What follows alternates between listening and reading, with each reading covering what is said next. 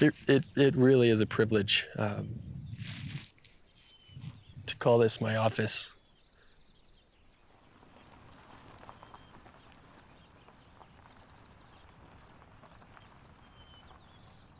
One of the motivations, and really the big motivation for studying this river that existed, 50, 60 million years ago, is actually less the river than where it ended up, namely an enormous lake akin to the Great Salt Lake.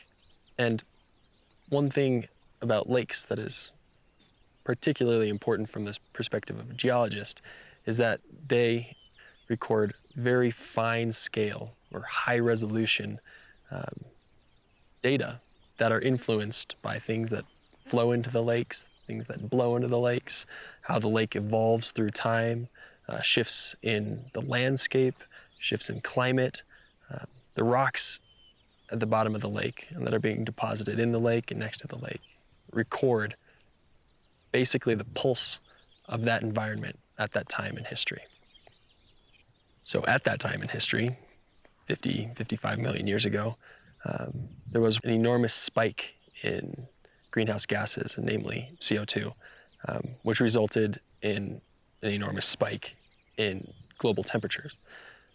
Should sound familiar because that's exactly what we're experiencing today. Today it's anthropogenically induced. That is, we as a human species are introducing enough carbon dioxide that it's influencing the global temperature. But this has happened in the past. It's just induced at a slower rate and by other things. And so our motivation for studying then, the lake and the river that feeds it, of course, is understanding and thinking about how our Earth system might respond to what we're doing to it now. And so the lake record helps us understand that. But to understand what's going on in the lake, we first have to understand what's feeding the lake, and that's where understanding the rivers and my interest in rivers comes in. And so what I'm out here doing now is trying to tease out and understand the nature and the intricacies of that river system. We know generally where it came from based on my previous work. But what did it look like? How big was it? How deep was it?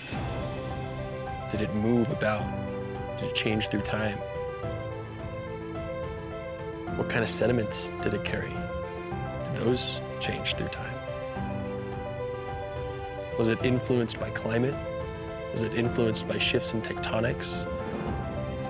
How did it respond when this world got super hot around that time? What's its relationship with the lake look like?